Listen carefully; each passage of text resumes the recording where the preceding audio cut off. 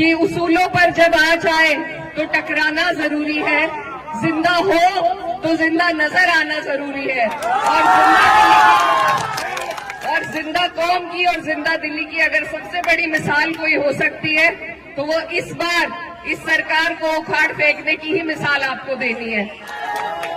मौलाना सऊद के जो वालिद थे वो मेरी वालदा के साथ सांसद रहे, तो हमारा पुराना ताल्लुक है, पुराना रिश्ता है, और उसी के नाते आज मैं आपके बीच में ये गुहार लगाने आई हूँ। वालेकुम। भोगा खाली में यहाँ पर मौजूद मेरे सभी मोहतरम बुजुर्गों, भाइयों, और हमारे बीच में यहाँ पर महागठबंधन के प्रत्याशी मौलाना सऊद आलम साहब आपके बीच में हैं। मैं बहुत दूर से आपके बीच में आई हूँ, आपकी बहन हूँ, आपकी बेटी हूँ, और सिर्फ इसलिए कि आज पूरे देश की नजर अगर कहीं है तो आप लोगों के ऊपर है कि बिहार की ये अजीम जनता हमें रास्ता दिखाएगी कि इस देश को किस दिशा में चलना चाहिए। नफरत के दिशा में, बेरोजगारी और गरीबी के दिशा में, या एक उम्मीद के दिशा में। तो आज हम सब आपके बीच में महागठबंधन के रूप में एक ऐसा गठबंधन लेके आए हैं जहां सभी का मान सम्मान, सभी की इज्जत होगी, जहां आपकी तरक्की के लिए, आपकी आने वाली नस्लों की तरक्की के लिए काम किया जाएगा। ये जो धरती है बिहार की, ये मेहनत कष्टों की धरती है, और यहाँ पर सबसे ज्यादा ईमानदारी से मेहनत करने वाले हमारे भाई रहते हैं। लेकिन अफसोस की बात है कि आप लोगों को रोजगार के लिए अलग अलग सूबों में जाना पड़ता है, अलग अलग राज्यों में जाना पड़ता है। ये आपकी जो सरकार है ये आपको नहीं रोजगार देना चाहती, आपकी तरक्की नहीं चाहती है।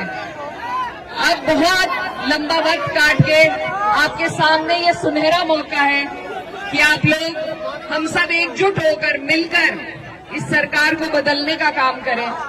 और ये सरकार सिर्फ तब बदली जा सकती है जब हम बहुत समझदारी और सूझबूझ के साथ ये आंकड़े जोड़े कि सरकार को हरा कौन सकता है। ये गठबंधन इसीलिए आपके लिए बना है कि सब आप और हमारे जैसी सोच रखने वाले, तरक्की की, भाईचारे की सोच रखने वाले लोग एकजुट होकर इस नापाक सरकार को बदलने का काम करें। मेरे भाइयों, मैं आपसे ये कहना चाहती हूँ कि आप लोग अपने इन वोटों को, अपनी ताकत को बंटने नहीं दीजिए। एकजुट होकर, एक तरफ होकर जब आप और हम वोट करेंगे तभी जाके हमें तरक्की हासिल हो पाएगी। हमारे बीच में मौलाना सऊद आलम साहब, अब भी आपके विधायक थे, आपकी लड़ाई लड़ते रहे, और फिर से आपको और हमें कोशिश करनी है कि इनको फिर से हम जिताएं ताकि हमारी सरकार बन सके। मेरे मौलाना सऊद के जो वालिद थे वो मेरी वालदा के साथ सांसद रहे, तो हमारा पुराना ताल्लुक है, पुराना रिश्ता है, और उसी के नाते आज मैं आपके बीच में ये गुहार लगाने आई हूँ कि इस सरकार से, ये जो डबल इंजन की नापाक सरकार है, इससे हम लड़ते हैं जब, इससे हमें लड़ना पड़ता है आपके मुद्दों पे, चाहे वो वक्फ का मुद्दा हो या आपकी तरक्की, आपकी बेहतराई के लिए, आपकी रोजगार के लिए कोई मुद्दा हो। जब हम लड़ते हैं तो आपकी और हमारी लड़ाई का फायदा उठाकर जो लोग जीत के इस सरकार में बैठे हैं, उन्होंने किस तरीके से आपको और हमें धोखा देने का काम किया, ये बात आपको जरूर याद रखनी है। ये एक सिस्टम के तहत आपके और हमारे इदारों को बिल्कुल खत्म करना चाहते हैं ताकि आप और हम तालीम से, रोजगार से, तरक्की से दूर हों। तो इन लोगों के इस इरादे को अगर हम फेल कर सकते हैं तो सिर्फ एक वोट की ताकत हमारे पास है, और कोई लाठी डंडे की ताकत नहीं है। सिर्फ वोट की ताकत से आप चोट पहुंचा सकते हैं, और उसमें भी अगर हम अपने वोटों को बांट देंगे, अगर आपसी लड़ाई के चक्कर में हम इनको फिर जीतने देंगे, तो ये हमारी आने वाली नस्लें आपको और हमें कभी माफ नहीं कर पाएंगी।